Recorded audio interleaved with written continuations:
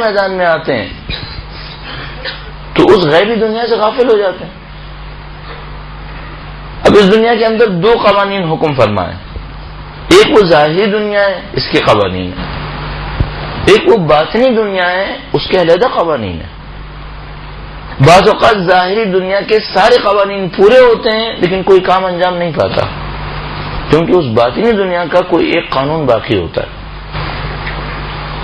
اور بعض اوقات ظاہری دنیا کے قانون کے مطابق کام کو کسی صورت میں نہیں ہونا ہوتا لیکن وہ کام ہو جاتا ہے، کیونکہ اس باطنی دنیا کا قانون یہ کہہ رہا ہوتا ہے کہ کام نے ہونا ہے. پتہ نہیں کیوں ہم شاید مادی دنیا میں بہت زیادہ غرق ہونے کی وجہ سے تمام تر تعلیمات کے باوجود اس باطنی دنیا سے غافل رہ جاتے ہیں. ظاہری دنیا پہ بہت محنت کرتے ہیں، ظاہری دنیا سے بہت زیادہ وابستہ رہتے ہیں، اور اس کی ایک مثال شاید وہ تمام جد و جہد ہے جو میں اور آپ باطنی دنیا سے غافل رہتے ہوئے رزق کے نام پر اس مادی دنیا کے اندر کر رہے ہوتے ہیں. کچھ جملات پچھلے مجلس میں عرض ہوئے تھے، چند جملات مزید عرض کریں گے اور موضوع کو آگے بڑھانے کی کوشش کریں گے. درود بھیجے گا محمد و آل محمد پر. محمد. ایک مادی دنیا کا قانون ہے، وہ یہ کہہ رہا ہے کہ اگر کسی کے پاس ابتدائی پیسہ ہے، عقل ہے، مکاری ہے جس کو یہاں ہوشیاری کہا جاتا ہے، دراصل مکاری ہے، یہ تین چار چیزیں ہیں تو سمجھ لیجئے پیسہ پیسہ بنائے گا اور بناتا چلا جائے گا. اس پیسہ بننے کے عمل کو ہم کہتے ہیں رزق، اور اس سے بڑھ کر ستم یہ کہ اس کو کہتے ہیں فضل ربی. یہ ہماری مادی دنیا ہے، کچھ پیسہ ہو، کچھ مکاری ہو جس کو ہوشیاری کہتے ہیں، کچھ روابط ہو، کچھ جوڑ توڑ ہو، اس کے ساتھ جد و جہد کریں، اس کو ہم بہت اچھا سمجھ رہے ہوتے ہیں، اس کو رزق کی تلاش میں جہاد سمجھ رہے ہوتے ہیں. ان تمام کے بعد ایک پیسہ آ رہا ہوتا ہے، اس پیسے کو ہم رزق کہتے ہیں، اور خوبصورت کرنا ہو تو کہتے ہیں ھذا من فضل ربی. یہی وہ فضل ربی ہے، یہی وہ رزق ہے جس کے لیے خدا نے کہا تھا فابتغوا عند اللہ الرزق، اللہ کے نزدیک رزق تلاش کرو. یہی ہے، بغیر ایسا نہیں ہونا چاہیے. یا مثلا جب میں اور آپ سجدے کے اندر جا کر کہتے ہیں مستحب ہے، نماز کے آخری سجدے کے اندر کیا یا خیر المسئولین و یا خیر المعطین ارزقنی وارزق عیالی من فضلک، مجھے اور میرے خاندان کو اپنے فضل و کرم سے رزق عنایت فرما. کیا یہ جو رزق میں اور آپ سجدے کے اندر خدا سے اس کے فضل و کرم سے مانگتے ہیں، یہ وہی ہے جو مکاریوں سے حاصل ہوتا ہے؟ لگتا ہے کہ ہم اصطلاحات کی تطبیق میں غلطی کر رہے ہیں.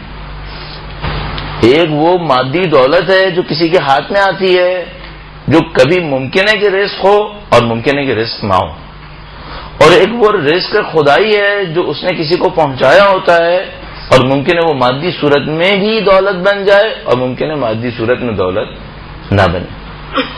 ہمیں اس کو بہت اچھی طرح سمجھنا چاہیے. اگر ہم اس بات کو سمجھ جائیں کہ رزق کی اصلی تعریف کیا ہے، رزق کون سا ہے، کس کو ہم کہیں گے اس کو خدا کی طرف سے رزق پہنچ رہا ہے.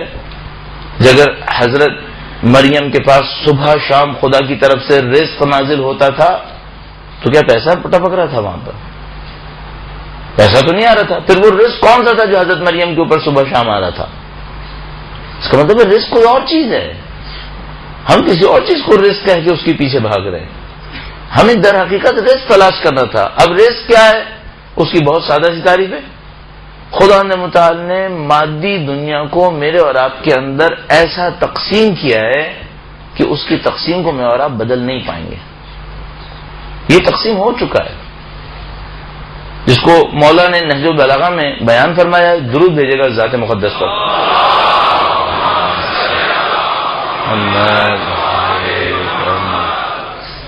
فرمایا الرزق و رزقان، رزق دو قسم کا ہے. فرمایا ایک وہ رزق ہے جس کو تم طلب کر رہے ہو، اور ایک وہ رزق ہے جو تمہیں ڈھونڈ رہا ہے. جو تمہیں ڈھونڈ رہا ہے وہ ہر صورت میں تم تک پہنچ جائے گا. اور جس کے پیچھے تم بھاگ رہے ہو اسے تم کبھی حاصل نہیں کر پاؤ گے.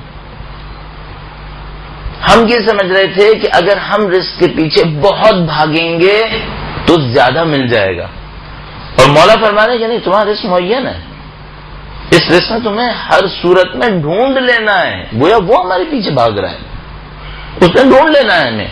اب میں زمین و آسمان کی کسی کونے خدرے میں بھی جا کر بیٹھ جاؤں گا تو وہ جو رزق خدا نے میرے لیے لکھا ہے وہ مجھے مل جائے گا. میری ذمہ داری پھر کیا ہے؟ میری ذمہ داری رزق کے پیچھے بھاگنا نہیں ہے.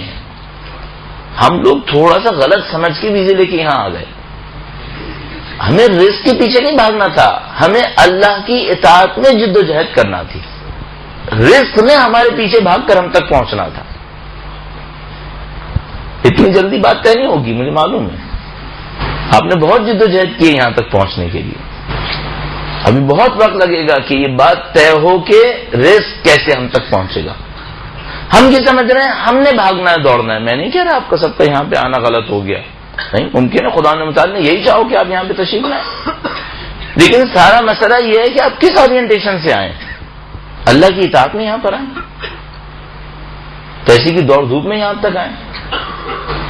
اگر میں اور آپ اس چکر میں آئیں کہ میں جتنا زیادہ پیسے کے پیچھے بھاگوں گا یہ بڑھے گا، ایسا نہیں ہوگا. اگر اس وجہ سے آئیں کہ ایک دفعہ ہم نے اللہ کے دیے ہوئے اس حکم کے سلسلے میں کہ معاش حاصل کرو حلال طریقے سے، اس بات کو اپنے لیے ضروری سمجھا کہ سفر کریں اللہ کی اطاعت میں، پھر آپ کا یہ سفر کرنا بھی عبادت ہے. الکاد لعیالہ کالجاہد فی سبیل اللہ، جو اپنے گھر والوں کی روزی رزق کے لیے کوشش کرتا ہے وہ اللہ کی راہ میں جہاد کرنے والوں کی طرح.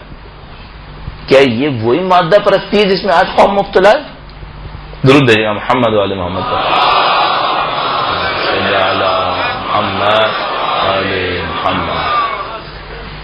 مادہ پرستی کچھ اور ہونی چاہیے، کاد لعیالہ کچھ اور ہونا چاہیے. ایک وہ انسان ہے جو اللہ کی اطاعت کا راستہ اختیار کرتا ہے، کہتا ہے میں ہر وہ کام کروں گا جو اپنی شرعی ذمہ داری سمجھوں گا، میں وہ کام کروں گا، چاہے وہ بڑا ہوا چاہے وہ چھوٹا ہوا، صرف ایک شرط کے ساتھ، اطاعت خدا میں ہونا چاہیے، نافرمانی میں نہیں ہونا چاہیے.